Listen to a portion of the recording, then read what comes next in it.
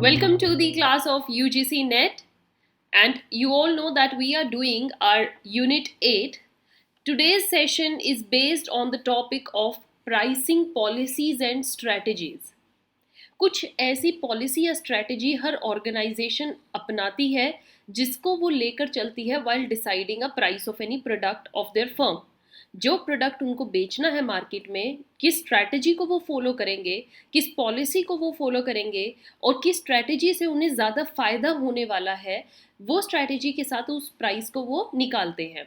और इसी सेशन में हम ये जानेंगे कि अलग अलग स्ट्रैटेजीज़ क्या होती हैं. आपको हर स्ट्रैटेजी के बारे में पता होना चाहिए. कल जब आप फर्म्स में काम करेंगे, प्राइवेट सेक्टर में जाएंगे, it's not only about private sector, government sector also, when there is a decision making of regarding any price, so एक स्ट्रैटेजी आपको अपनानी पड़ती है. और ये नहीं है कि इस फर्म में वो स्ट्रैटेजी एप्लीकेबल है तो नेक्स्ट फर्म में भी उसकी एप्लीकेबिलिटी होगी. नहीं, हर फर्म का एक डिफरेंट स्ट्रक्चर होता है, हर फर्म का एक डिफरेंट ऑब्जेक्टिव होता है और उसी माइंड सेट के साथ हमें प्राइस को देखना पड़ता है. जिस स्ट्रैटेजी को आप फर्म ए में यूज़ करते हो, ज़रूरी नहीं है फर्म बी में भी वही स्ट्रैटेजी यूज़ होगी. So you all should know about various policies and strategies regarding the determination of the price. Let's begin this now. Before starting, as I told you that price determination is very important thing. Price को कैसे निकाला जाता है, price determination में किस किस बात का ध्यान रखा जाता है, that we already discussed. And on the top you can see the link. जिन स्टूडेंट्स ने ये नहीं देखा है, to go and watch it out, where I have interpreted and discussed in detail what exactly is price decision. Price decision में क्या होता है. So beginning with this session, dear students, what is different strategy and policy, क्या होती हैं. In today's business world pricing जो है, आपका प्रोडक्ट कितने दाम पर बिकेगा, ये बहुत इंपॉर्टेंट रोल प्ले करता है अगर एक ऑर्गेनाइजेशन की आपको सक्सेस देखनी है तो. ठीक है, आपने कहाँ से रॉ मटेरियल खरीदा, कहाँ आपके सप्लायर्स थे, ओके, कहाँ पे आपने प्रोसेस किया, कहाँ आपने मार्केटिंग की, कहाँ आपने पैकेजिंग की, कहाँ आपने ट्रांसपोर्टेशन किया, where you did the warehouse, nothing matters if you are not getting the return. अगर आपको रिटर्न नहीं मिल रहा तो सब पर पानी फिर गया, ये समझिए. और अगर आपको रिटर्न अच्छा मिल गया तो कोई नहीं देखेगा कि आपका रॉ मटेरियल कैसा था, आपकी पैकेजिंग कैसी थी. ओके, सो सक्सेस जो होती है वो डायरेक्टली देखे तो आपकी जेब में क्या आ रहा है, बिजनेसमैन को क्या रिटर्न में मिल रहा है. सो गुड प्राइसिंग स्ट्रैटेजी अपनानी बहुत ज़रूरी है because it helps in determining the price point at which one can maximise the profits. आपके प्रॉफिट्स अगर आपको इंक्रीज करने हैं तो आपको प्राइस इंक्रीज करना पड़ेगा. बिल्कुल सही बात है. अगर सपोज कीजिए एक प्रोडक्ट को बनने में 11 रुपीज़ लग रहे हैं एंड आप उसको अगर 15 में बेच रहे हो तो आपका 4 रुपये का प्रॉफिट है. 11 रुपीज़ को आप कर नहीं सकते क्योंकि भैया उसको बनाने में इतने ही कॉस्ट आई है. बट हाँ, आप प्राइस को इंक्रीज कर सकते हो. आप 20 में बेच दो तो आपको ज़्यादा प्राइस मिल जाएगा, है ना, आपका फ़ायदा 9 रुपीज़ का हो जाएगा. सो प्रॉफिट इंक्रीज करना तो प्राइस पर ही डिपेंड करता है on the sale of its goods and services. All right students, next, while setting this price one needs to consider the various factors. बहुत सारे फैक्टर्स ऐसे होते हैं जिनको दिमाग में रखना बहुत ज़रूरी है जब आप प्राइस डिटरमाइन करते हैं. अब आप कहोगे मैम कौन से फैक्टर्स हैं, तो already I have made a session on this also. On the top you can see the link, go and watch it out this session. What are the various factors that affects the determination of the price. तो various factors, और इन दो sessions को, इस topic को मैंने 2 session में divide किया है तो आप पूरा इस टॉपिक को कवर कीजिएगा. डिमांड सप्लाई चेक करनी पड़ती है, सेलिंग कॉस्ट क्या रही है, कॉम्पिटिटर्स कितना प्राइस दे रहे हैं, आपके कस्टमर्स आपसे क्या चाह रहे हैं, ये सब हमारे वेरियस फैक्टर्स हैं. बट जो हमारा सेशन है वो क्या है, what are the various pricing strategy, किस स्ट्रैटेजी के साथ आपको बेटर प्राइस, बेटर रिटर्न मिलेगा. So there are various pricing strategies, let's understand them one by one. Before this students, I want to tell that this is your first part of this topic. This topic we will continue in the next session also. तो इस session में part 1 है, part 2 आपका next session में रहेगा. तो the very first pricing strategy you can see is cost plus pricing. ये method हमें क्या बताता है, that it is the simplest pricing method. बहुत ही सिंपल है. इसमें क्या करना है, आपको the firm calculates the cost of producing the goods and adds a percentage of profit to that price to give the selling price.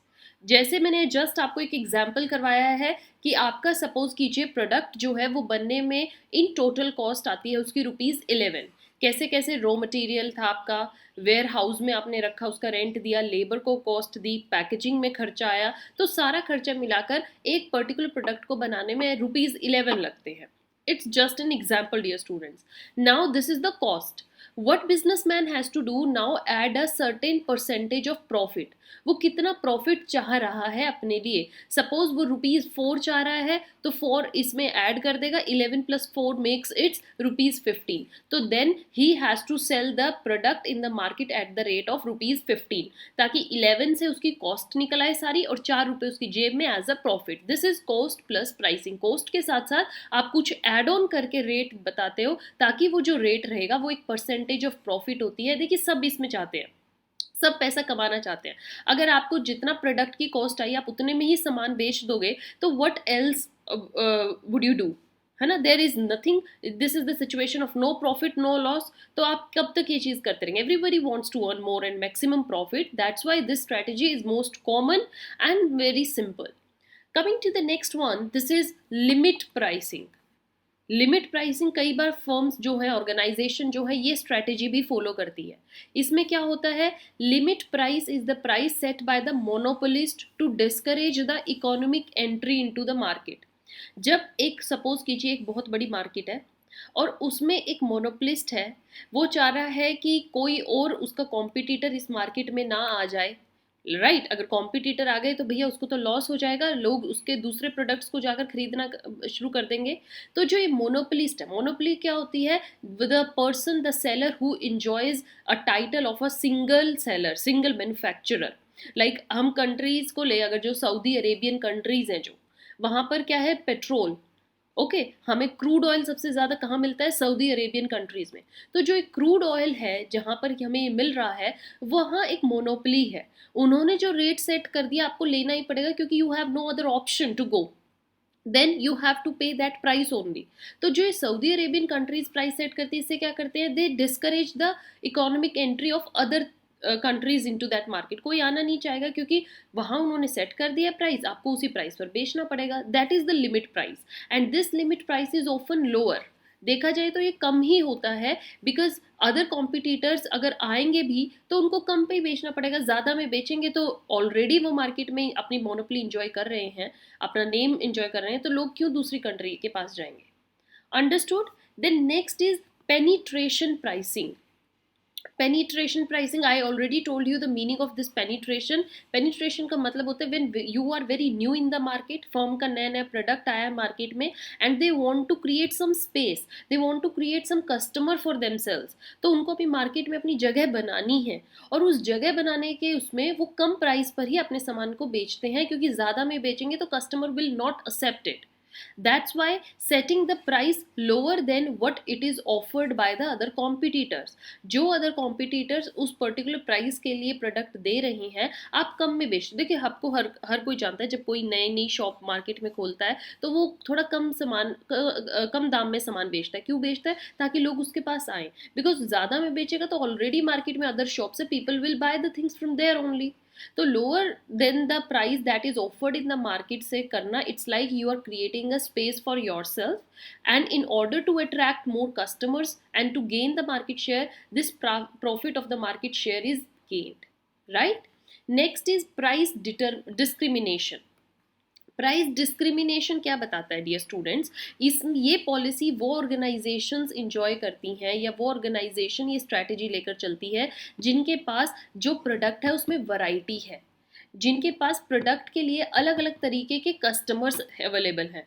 So in setting the price different price discrimination का ही मतलब क्या है कि आप किसी को वही प्रोडक्ट ज़्यादा प्राइस में दे रहे हो और किसी दूसरे कस्टमर को वही प्रोडक्ट कम प्राइस में दे रहे हो, है ना. तो ये क्या कर रहे हो आप, कस्टमर्स के साथ डिस्क्रिमिनेशन ही तो होता है. This is price discrimination. Means you are setting different price for same product.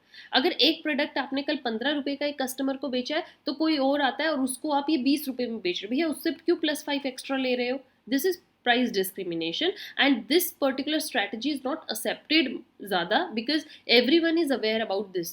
So in different segments of the market. लेकिन हाँ, अगर एक पर्टिकुलर जैसे हम प्राइस डिस्क्रिमिनेशन देखें, देखिए एक मैन्युफैक्चरर है और मैन्युफैक्चरर का एक सामान है प्लेन एरियाज में बिक रहा है, जो हमारे प्लेन एरिया होते हैं, और वही सेम प्रोडक्ट अगर आप हिली एरियाज में जाकर खरीदोगे तो आपको वो ज़्यादा महंगा मिलेगा। वाई? बिकॉज हिली एरियाज में cost of transportation is very high, वहाँ पर वो सामान मिलना इज़ वेरी डिफ़िकल्ट। आप वहाँ मैन्युफैक्चरर को हिली एरियाज तक अपना सामान पहुँचाने में बहुत मेहनत करनी पड़ती है, प्लेन एरियाज में ईजिली है। तो हम सपोज एक मैगी का पैकेट को भी चेक करें तो वो मैगी का प्राइस जो होगा वो प्लेन एरियाज में कम है, बट मैगी जो है आप हिली एरियाज में जाके खरीदोगे तो महंगी मिलेगी।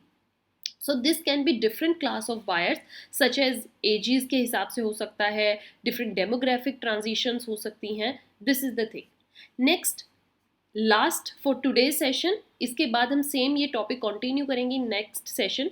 This is your psychological pricing. Psychology है डियर स्टूडेंट्स। फॉर एग्जाम्पल आप देखिए कि कोई प्रोडक्ट अगर 100 रुपीज़ का बिक रहा है, मैंने एग्जाम्पल में भी लिया है, selling the goods on the profit of ₹99 rather than 100, तो आपको जस्ट एकदम 3 डिजिट से जब 2 डिजिट्स दिखते तो आपको लगता है सामान सस्ता है, ऑल्दो रुपया सिर्फ एक कम हुआ है, 100 से सिर्फ 99 पे वो प्राइस बिक रहा है, बट हमारी साइकोलॉजी ऐसी है that we think that this is more cheaper than the other one. So in this price, ये जो प्राइस होता है ये फर्म जब डिज़ाइन करती है तो वो कस्टमर की साइकोलॉजी को अफेक्ट करता है। They want to have a positive psychological impact on the customer, and that's why आपने बहुत बार देखा होगा कि प्राइस जो होता है लाइक 100 लिखा हो और उस पर क्रॉस लगा होगा and then it will be shown like 99। भैया आपने करा तो एक ही रुपया कम है, but it's just you have change the psychological impact, you have effect on the psychology of a customer. Right, dear students, so with this session came to an end. We will meet in next session continuing the same topic. Keep sharing, keep learning. Good luck and enjoy the journey. Thank you.